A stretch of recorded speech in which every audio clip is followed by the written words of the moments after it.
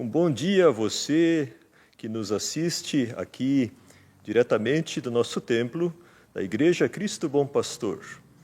Eu gostaria de saudá-lo nesse domingo com a palavra da semana, o lema da semana, conforme as senhas diárias, de Isaías capítulo 6, verso 3. Os serafins diziam em alta voz uns para os outros: Santo, Santo, Santo é o Senhor Todo-Poderoso. A sua presença gloriosa enche o mundo inteiro. Isaías era um sacerdote do Senhor. E ele, quando teve esta visão divina, ele se encontrava no templo de Jerusalém. O templo era algo que só os sacerdotes podiam ter acesso. Só os sacerdotes entravam dentro do templo. O povo, a multidão, ficava do lado de fora. O barulho, tudo mais, era tudo do lado de fora. Dentro do templo era um espaço bastante silencioso.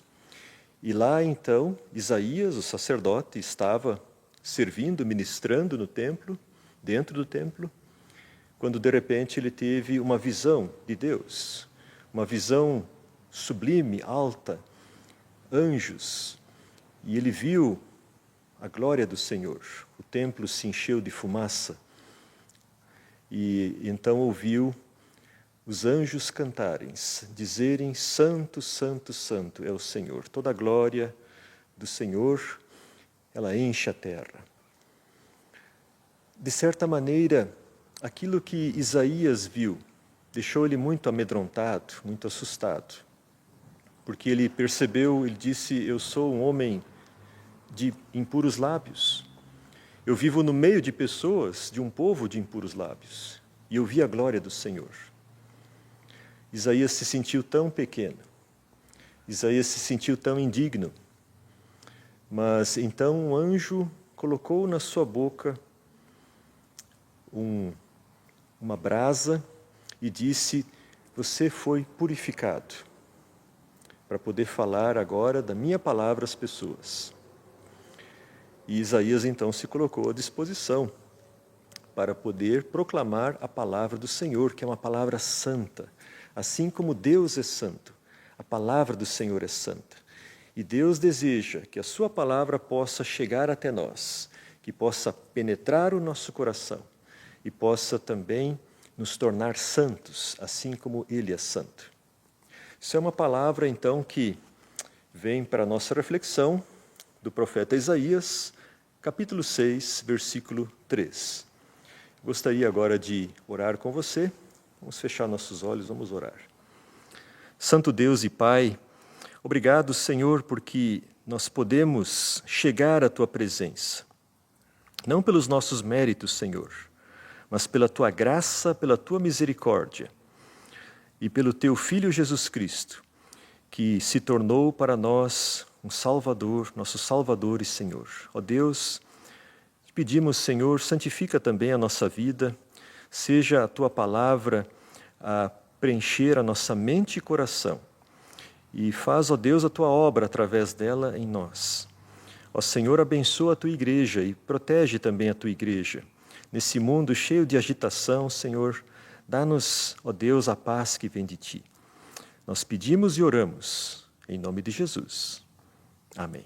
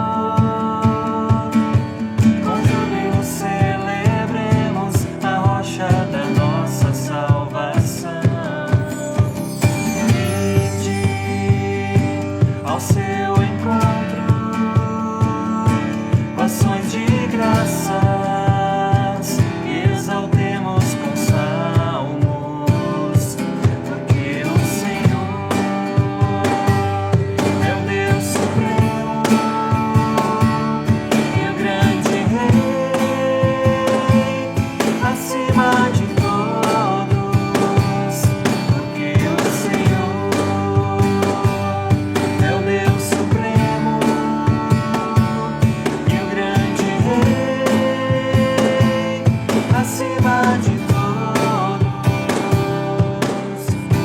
Vinde, adoremos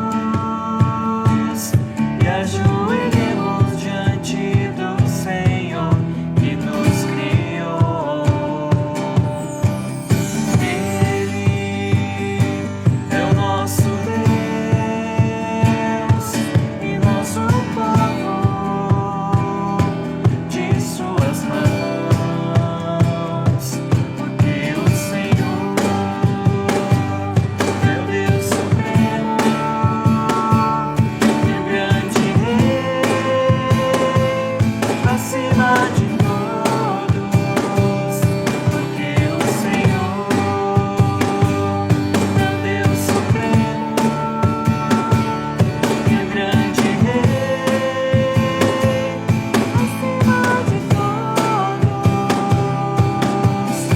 Suas mãos estão nas profundezas da terra e as alturas dos montes todas lhe pertencem.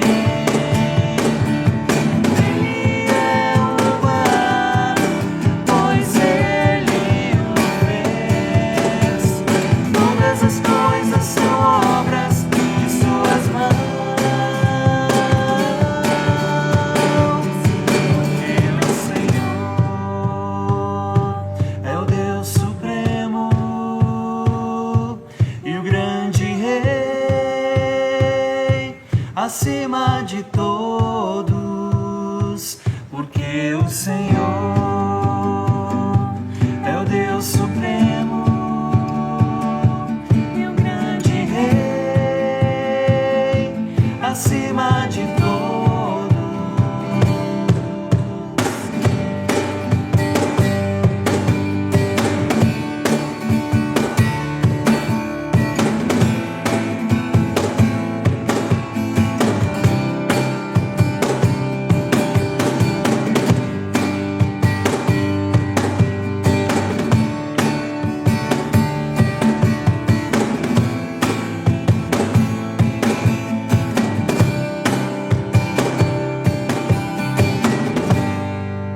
Ó Senhor Deus, nosso Pai, te louvamos e te bendizemos porque podemos te louvar e te engrandecer, podemos juntos te adorar, Senhor, e prestar a Ti o nosso culto, todo o nosso louvor e nossa adoração, Senhor. Só Tu mereces toda a honra e toda a glória, Senhor, pois Tu és o Deus supremo. Tu és Deus acima de todos, Senhor. Tu estás no controle absoluto de tudo, Senhor. Mesmo que muitas vezes a nossa confiança fraqueja, Senhor. Temos em Ti, Senhor, um refúgio, um lugar secreto, Senhor, um lugar onde a gente pode se abrigar, Senhor. Queremos, ó Deus querido, que esse louvor chegue nos lugares onde Tu preparou, Senhor, para que ele chegue. Desejamos que esse culto possa alcançar as pessoas que Tu preparou para isso, Senhor. E queremos juntos, seja com qualquer pessoa que estiver nos assistindo, Te louvar, Senhor. Que o Teu Santo Espírito, que é o mesmo que habita em cada um de nós, possa nos unir, Senhor Deus, e produzir essa unidade. Em nome de Jesus. Amém.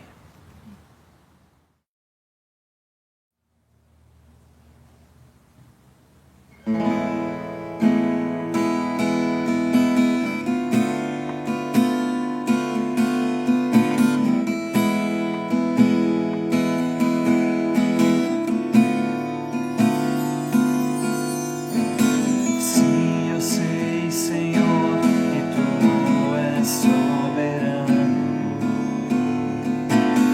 Tens os Teus caminhos, tens Teus próprios planos.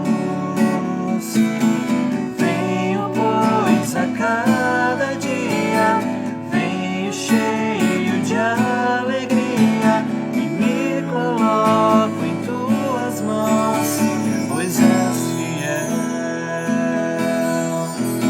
Sim, eu sei, Senhor, que Tu és poderoso. És um Deus tremendo.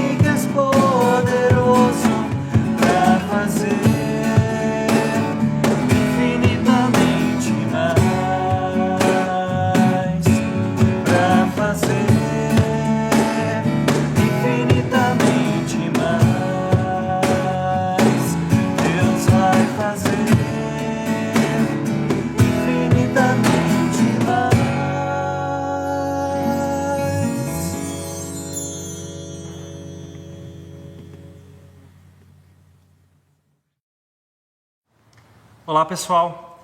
Enquanto a gente vai cantar essa música, vai estar passando os dados bancários da comunidade aqui embaixo.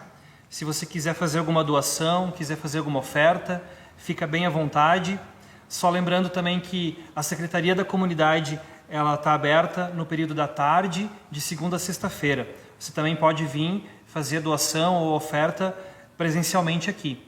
Lembrando também que se você precisar de alguma coisa de nós, a gente está aí à disposição para o que for necessário.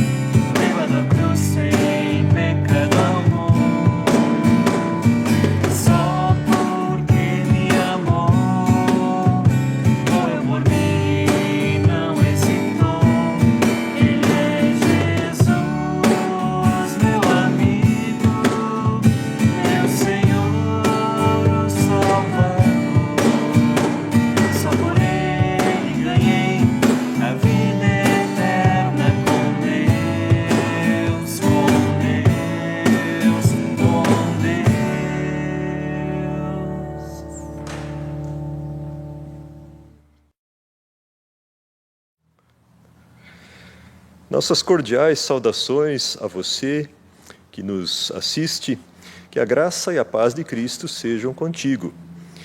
Nesses tempos de distanciamento social, as pessoas sentem saudade de poder se reencontrar, de poder rever os amigos, também nos cultos aos domingos. Mas, nesse momento, ainda não é seguro poder fazer isso. Mesmo confinados em nossas casas, porém, nós podemos manter contatos através de vídeos, de áudios e das redes sociais. Antigamente, não existiam esses modernos meios de comunicação, nem telefone. As pessoas, então, se comunicavam por cartas. O apóstolo Paulo, assim como o apóstolo João, escreveram cartas às igrejas, porque esse era o meio de comunicação que se usava na época.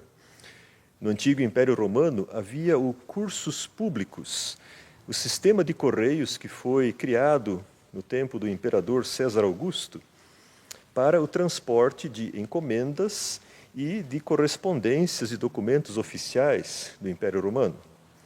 Os apóstolos usaram bastante esse meio de comunicação. A maior parte dos livros do Novo Testamento foram escritos pelos apóstolos como cartas.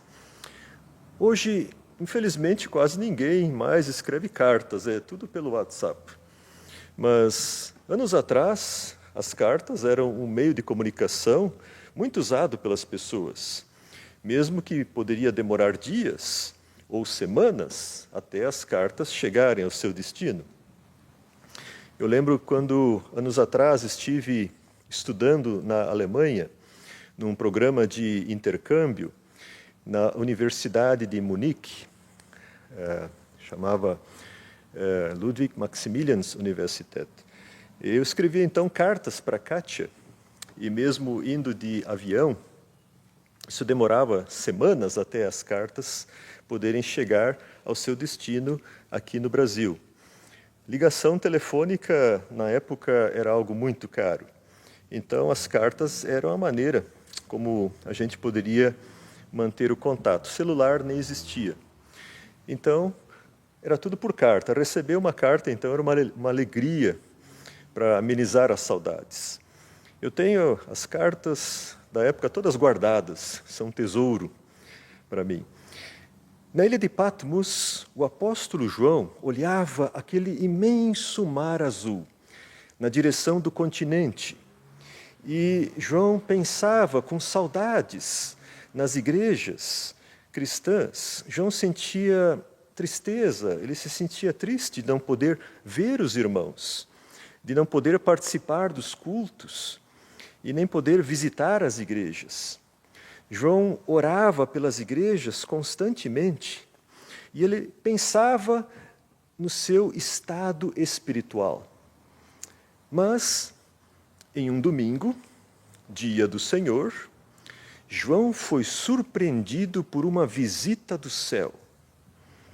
O Senhor Jesus veio trazer a João notícias das igrejas e revelar coisas surpreendentes que estavam acontecendo nas igrejas e coisas que ainda iriam acontecer no futuro.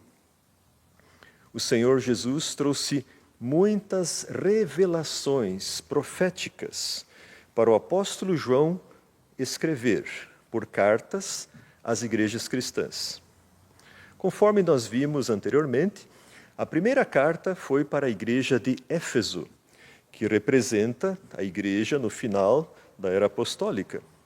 A segunda carta foi escrita para a igreja de Esmirna, que representa a igreja na época das perseguições. A terceira carta foi escrita para a igreja de Pérgamo, que representa a igreja na era imperial. Hoje nós queremos ver o que Jesus revelou a João na carta para a igreja de Tiatira.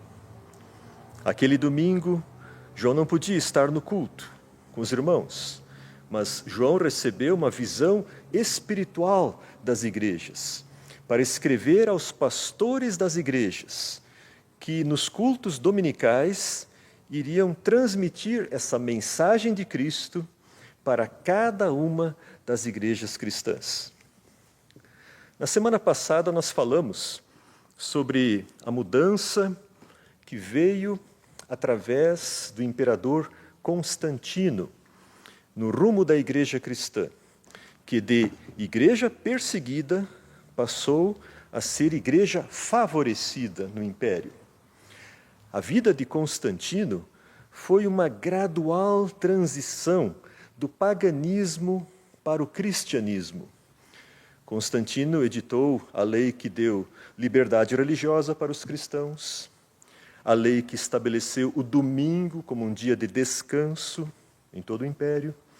Ele convocou o Concílio de Nicéia, ele criou uma nova capital para o império, uma nova Roma, que deveria ser uma cidade cristã, com grandes basílicas decoradas em mármore, com utensílios de ouro e prata e belos mosaicos de Cristo sentado no trono, como imperador do mundo. Antes de Constantino, o culto aos cristãos era algo bastante simples, em casas particulares. Porém, depois, nas basílicas, o culto passou a ter um cerimonial imperial, com vestes litúrgicas, incenso e procissões solenes. Hoje nós vamos ver como seguiu essa história na carta à igreja de Tiatira, conforme se acha em Apocalipse, capítulo 2, dos versos 18 a 29. Gostaria de convidar você, então, a abrir a sua Bíblia, Apocalipse 2, nos versos 18 a 29, onde está escrito: Ao anjo da igreja em Tiatira escreve: Essas coisas diz o Filho de Deus, que tem os olhos como chama de fogo e os pés semelhantes a bronze polido. Conheço as tuas obras, o teu amor, a tua fé, o teu serviço, a tua perseverança e as tuas últimas obras, mais numerosas do que as primeiras. Tenho, porém, contra ti o tolerares que essa mulher, Jezabel, que a si mesma se declara profetiza, não somente ensine, mas ainda seduza os meus servos a praticarem a prostituição e a comerem coisas sacrificadas aos ídolos. Dei-lhe tempo para que se arrependesse. Ela, todavia, não quer arrepender-se da sua prostituição. Eis que a prostro de cama, bem como em grande tribulação, os que com ela adulteram, caso não se arrependam das obras que ela incita. Matarei os seus filhos, e todas as igrejas conhecerão que eu sou aquele que sonda mentes e corações, e vos darei a cada um segundo as vossas obras. Digo, todavia, a vós outros, os demais de Tiatira, a tantos quantos não têm essa doutrina, e que não conheceram, como eles dizem, as coisas profundas de Satanás. Outra carga não jogarei sobre vós. Tão somente conservai o que tendes, até que eu venha. Ao vencedor, que guardar até o fim as minhas obras, eu lhe darei autoridade sobre as nações, e com cetro de ferro as regerá, e as reduzirá a pedaços, como se fossem objetos de barro. Assim como também eu recebi de meu Pai, dar-lhe-ei ainda a estrela da manhã. Quem tem ouvidos, ouça o que o Espírito diz às igrejas. Até aqui a palavra. Tiatira era uma cidade que ficava a 64 quilômetros ao leste da cidade de Pérgamo. Era um dia de viagem até ali. A cidade de Tiatira era um importante centro comercial na Ásia, com a sua indústria têxtil, comércio de roupas e tecidos de lã, especialmente a púrpura, um tecido de cor roxa ou vermelha, muito caro e precioso e muito apreciado pelos nobres. Os magistrados romanos costumavam usar púrpura e, mais tarde, os bispos romanos. O livro de Atos, no capítulo 16, verso 14, menciona Lídia, uma comerciante de púrpura natural de Tiatira, que residia em Filipos, na Grécia, onde ela ouviu o Evangelho através do apóstolo Paulo e se converteu à fé cristã, se tornando a primeira cristã na Europa.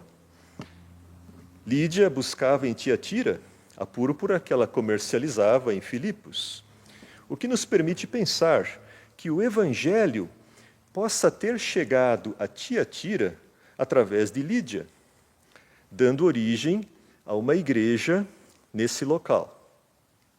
A Bíblia não nos dá outras informações sobre essa igreja, além do que consta em Apocalipse. Os arqueólogos encontraram ali ruínas de uma antiga basílica, vestígios de uma igreja cristã. Atualmente, existe ali uma cidade turca chamada Aksar, com as suas mesquitas. Na carta ao pastor da antiga igreja de Tiatira, o Senhor Jesus se identifica como o Filho de Deus, que tem olhos como chamas de fogo e pés semelhantes ao bronze polido. No início da sua carta, o Senhor se identifica às igrejas com alguma característica específica sua. Aqui o Senhor Jesus lembra a igreja de que Ele é o Filho de Deus. O Senhor Jesus tem olhos como fogo, que podem ver até o interior das pessoas. Nós vemos apenas o exterior, o rosto das pessoas.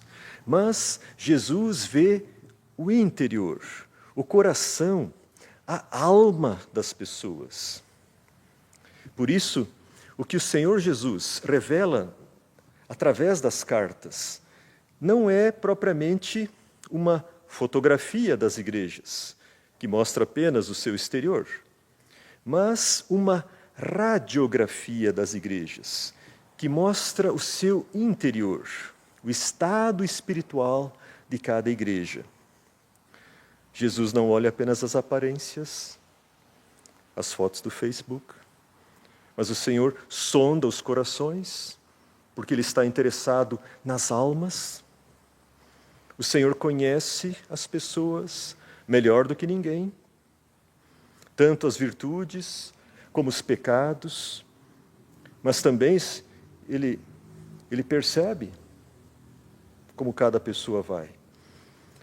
Cristo sabe valorizar as virtudes de cada igreja, de cada cristão, mas também está atento aos pecados e defeitos de cada igreja e de cada cristão. O Senhor tem pés como de bronze polido. Aos pés do Senhor, todo o pecado, toda a impureza, todo o poder do mal serão esmagados.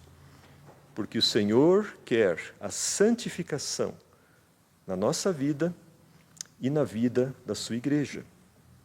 Jesus diz na carta: conheço as tuas obras, o teu amor, a tua fé, o teu serviço, a tua perseverança.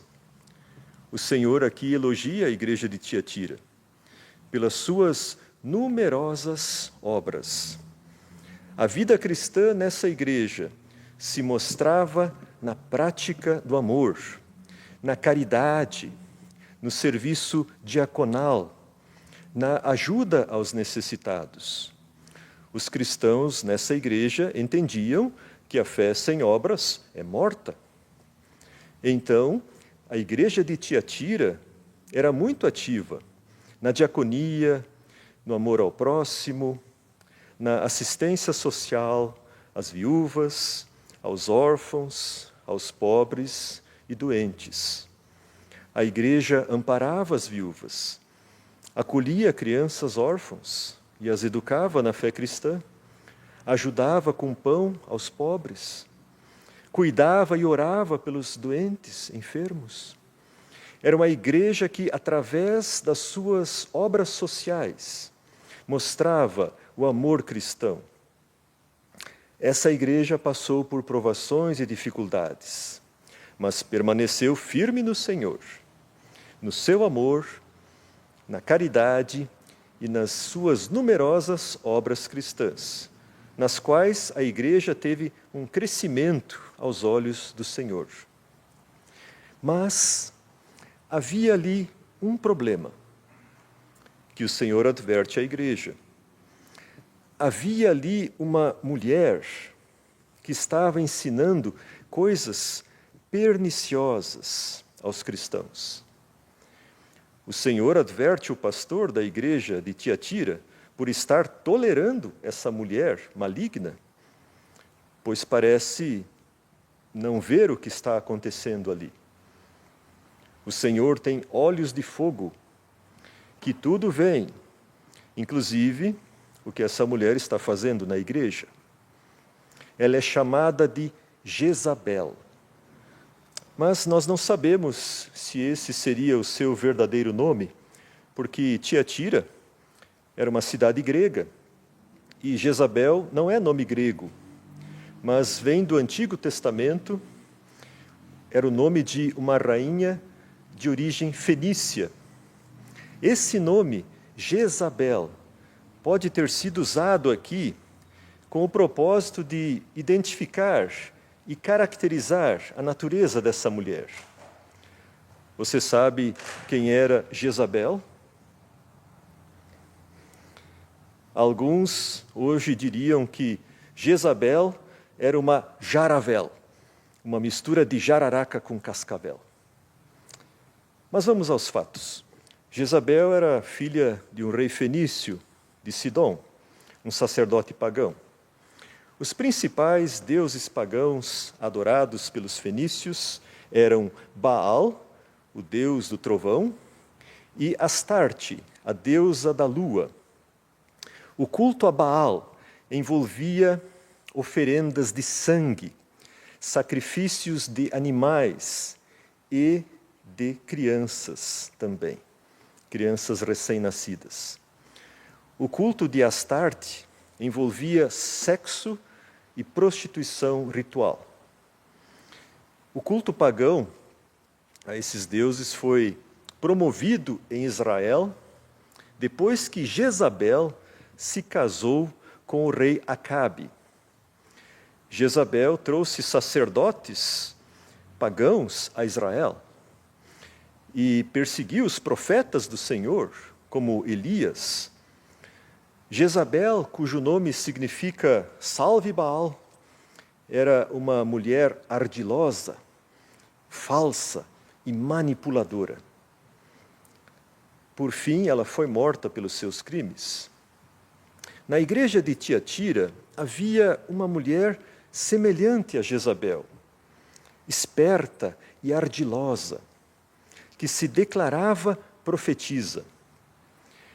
Ela era um tipo de pregadora carismática que estava ensinando, atraindo os membros da igreja para as festas pagãs, onde se praticava a idolatria e a prostituição. Jezabel, de manhã pregava na igreja e de noite ia para as baladas da cidade com os membros da igreja. Jezabel era muito popular. O resto nem vou comentar. O Senhor Jesus esperava que essa falsa profetisa se arrependesse da sua prostituição. Mas ela não queria isso. Por isso o Senhor decidiu punir a sua maldade, prostrando de cama a infiel Jezabel, através de uma enfermidade.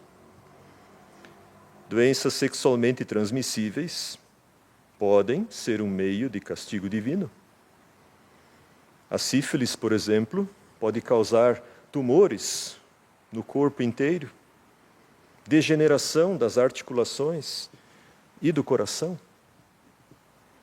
No caso dessa mulher, a palavra do Senhor é bem clara. A sua enfermidade é pelo seu pecado, do qual ela não queria se arrepender. Ninguém deve abusar da paciência de Deus, pois também a paciência de Deus tem limite. O tempo da paciência de Deus é o tempo da graça. Mas quando o tempo da graça terminar, os infiéis, os que não quiseram se arrepender dos seus pecados, serão mortos em grande tribulação. Para os filhos espirituais de Jezabel, que não se arrependem, cedo ou tarde virá o juízo divino, quando o Senhor retribuirá a cada um segundo as suas obras. Essa palavra do Senhor Jesus é profética de algo no futuro. No sentido profético, a igreja de Tiatira, depois da igreja de Pérgamo, representa o tempo posterior na história da igreja, que segue na aliança entre a cruz e a espada. Conforme nós mencionamos anteriormente, o imperador Constantino favoreceu a igreja cristã. Mas foi um dos seus sucessores, o imperador Teodósio, quem, por lei, fez do cristianismo a religião oficial do Império Romano e proibiu o paganismo. Teodósio foi o último imperador que governou sobre todo o Império Romano. Depois da sua morte, o grande Império Romano foi dividido entre seus 2 filhos. Honório ficou governando do lado ocidental, o Império Romano Ocidental, e Arcádio governando o Império Romano Oriental. Diante da invasão dos povos germânicos, o Império Romano Ocidental chegou ao fim no século V.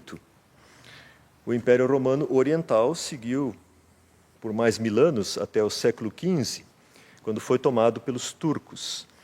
Esse período de 1000 anos, entre o fim do Império Ocidental e o fim do Império Oriental, é chamado de Idade Média. Na era medieval, a Igreja Ocidental e a Igreja Oriental trilharam caminhos cada vez mais diferentes e separados. A Igreja Ocidental usava o latim e a Igreja Oriental falava grego. A Igreja Oriental, chamada de Igreja Ortodoxa grega, pouco mudou durante esse período. Mas a Igreja Ocidental, chamada Igreja Católica Romana, teve uma grande evolução. Nesse período viveram grandes personalidades cristãs, como, por exemplo, Santo Agostinho, São Benedito, Francisco de Assis, Tomás de Aquino. Depois que o Império Romano Ocidental desmoronou diante dos povos germânicos, a Igreja Romana foi a única autoridade que permaneceu de pé. A Igreja Romana, então, empreendeu grandes esforços para cristianizar esses bárbaros pagãos e depois se aliou aos seus reinos na Europa.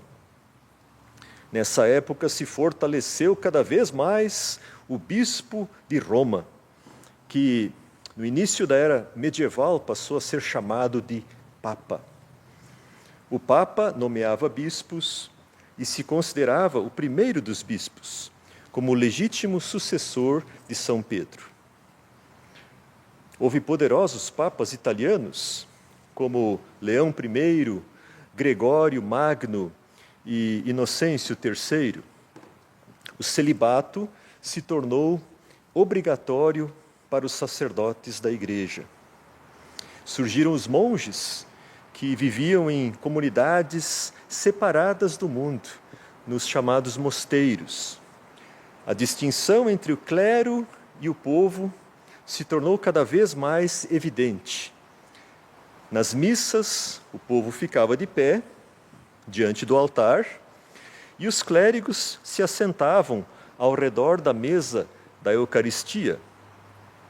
Se ali era um bispado, havia então uma cátedra, uma cadeira um pouco mais alta para o bispo, e o lugar então era chamado de catedral.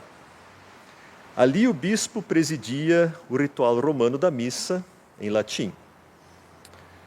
Na igreja medieval, o sacramento do altar, a Eucaristia, era o centro da missa romana, onde o mistério do corpo e sangue de Cristo era oferecido para a absolvição divina dos pecados cometidos pelos comungantes contra a lei de Deus. É interessante observar que o nome traduzido em português como Tiatira tem a sua origem no grego tisiasteria, que significa literalmente altar de sacrifícios. Na igreja medieval, o sacrifício do altar era o mais importante ritual da missa. Aliás, a palavra missa vem de misa, mesa, onde o vinho se transformava em sangue e a hóstia no corpo de Cristo, o Corpus Christi. O sacramento do altar só podia ser ministrado pelos sacerdotes, consagrados pela Santa Igreja. Os sacerdotes faziam os votos de obediência, castidade e pobreza.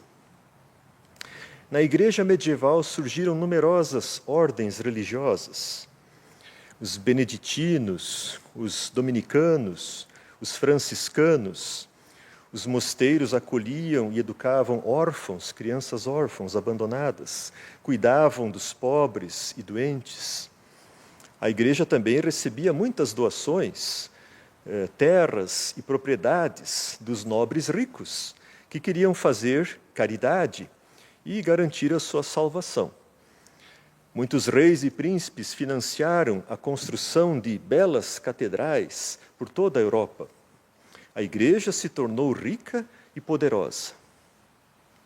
Mas essa igreja, infelizmente, tinha alguns problemas doutrinários, idolatria e prostituição. Na história da igreja, a era medieval foi repleta de idolatria. A veneração dos santos mortos e das relíquias sagradas obscureceu o culto a Deus. As doutrinas do purgatório e da imortalidade da alma eram crenças que vinham do paganismo. As superstições do povo eram muitas.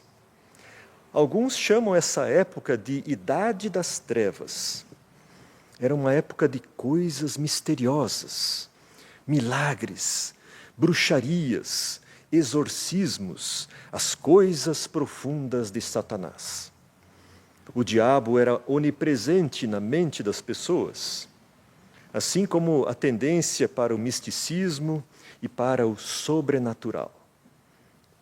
Para caçar bruxas e combater hereges, foi criada a Santa Inquisição, além das cruzadas. A prostituição era publicamente condenada, mas secretamente praticada, inclusive por parte do clero, que nem sempre guardava seus votos monásticos. Membros do alto clero, bispos e cardeais, viviam no luxo e imoralidade, inclusive alguns papas. Alguns acreditam que dinheiro, poder e sexo corrompem as pessoas. Outros acham que o dinheiro, sexo e poder apenas dão oportunidade de manifestar a corrupção que já existe no coração humano. Seja como for, o Senhor conhece o coração das pessoas. Os seus olhos de fogo tudo veem. O Senhor Jesus, porém, disse aos demais cristãos da igreja de Tiatira que não se corromperam, que eles devem conservar o que têm até a volta do Senhor. Nem tudo estava perdido. Felizmente, sempre há membros fiéis na igreja, cristãos penitentes, que sinceramente querem servir a Deus. Nós nunca devemos querer julgar uma igreja só porque tem joio no meio do trigo. O joio e o trigo estão misturados. Mas isso não nos cabe querer julgar, porque nós não conhecemos o coração das pessoas. Nós só podemos observar as suas atitudes.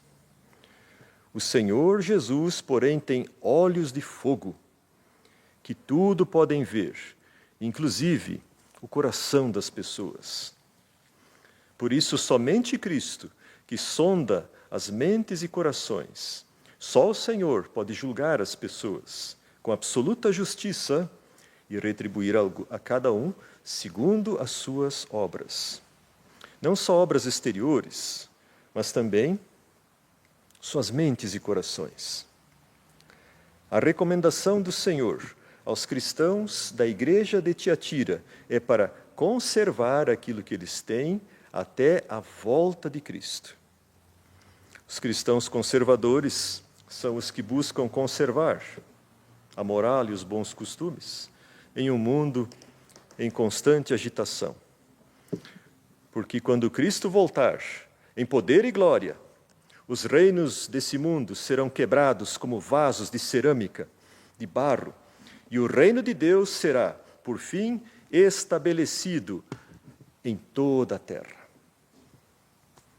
Como nós pedimos na oração do Pai Nosso, venha o teu reino. Venha o teu reino. Então os vencedores, os penitentes, que permaneceram fiéis a Cristo, receberão autoridade sobre as nações, porque eles reinarão com Cristo. A palavra traduzida aqui em português como regerá, no original grego é poimanei, que significa literalmente pastoreará. Por isso a palavra cetro seria melhor traduzida como cajado. Os pastores usam cajados. O cajado do pastor ele tem uma curvatura na sua ponta, em cima, e na parte superior, para poder puxar as ovelhas que caem no buraco. Isso mostra que o reino de Cristo será bem diferente dos governos, dos tiranos que dominaram as nações até aqui. Porque o governo de Cristo na terra será para proteger e cuidar das ovelhas. Será um reino benevolente. E os vencedores governarão com Cristo como pastores cuidam do rebanho. O cajado de ferro é um cajado que jamais se quebra, mas é forte e duradouro, como será também o reino de Cristo na terra, junto com a sua igreja amada, governando sobre as nações. Algo que também nos chama aqui a atenção na carta à igreja de Tiatira é a palavra obras, que aparece 5 vezes no texto bíblico. Sem dúvida, é uma igreja que se destaca pelas suas muitas obras. O Senhor Jesus reconhece e elogia as boas obras cristãs praticadas por esta igreja, que são um exemplo muito positivo do amor ao próximo, na caridade, a diaconia, a assistência social em favor dos necessitados, hoje através de hospitais, ancianatos, orfanatos e escolas, etc. Não é necessário uma teologia ou ideologia marxista para praticar o amor ao próximo. Foi isso que Jesus nos ensinou. Basta nós seguirmos o exemplo do amor de Jesus pelas pessoas. Nós não devemos, porém, pensar que nós vamos conquistar a salvação através das nossas obras. Isso seria uma ilusão, um engano, que, de certa maneira, na igreja medieval, obscureceu o Evangelho. Quando os cristãos pensam ser salvos por suas próprias obras, eles, por fim, já nem precisam mais de Cristo. Na igreja medieval, os cristãos pensavam em Cristo mais como um juiz severo que iria puni-los pelos seus pecados. Por isso, as boas obras eram tão necessárias na visão das pessoas para conseguirem a misericórdia do Senhor. Caros irmãos, o Senhor, que tem olhos como fogo, quer fazer a sua igreja ver a verdade do Evangelho. Nesse sentido, o Senhor Jesus prometeu enviar a estrela da manhã, um mensageiro de Cristo, para anunciar o alvorecer de um novo dia, deixando para trás a escuridão da noite. Conforme Apocalipse, capítulo 22, versículo 6, a estrela da manhã representa o próprio Cristo, mas também um anjo ou mensageiro de Cristo, para testemunhar à igreja a mensagem de Cristo. Essa palavra que Jesus profetizou significa o alvorecer de um novo tempo na história da igreja cristã. Mas sobre isso nós vamos ouvir mais no próximo domingo. Quem tem ouvidos para ouvir, ouça o que o Espírito diz às igrejas. Amém.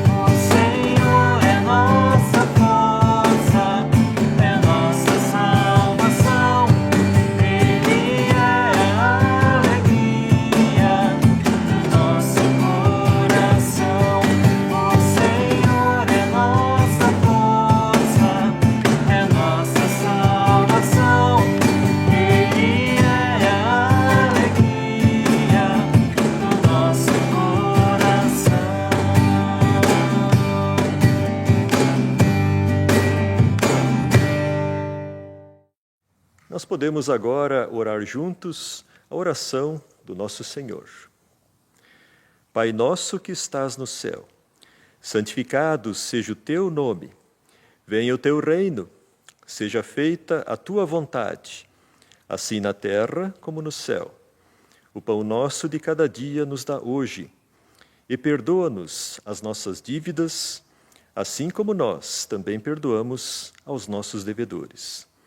E não nos deixes cair em tentação, mas livra-nos do mal, pois teu é o reino, o poder e a glória para sempre. Amém. E que a graça do nosso Senhor Jesus Cristo, que o amor de Deus, o Pai Celeste, e a comunhão no Espírito Santo sejam e permaneçam com todos nós. Amém. Abençoado domingo para você e para sua família também.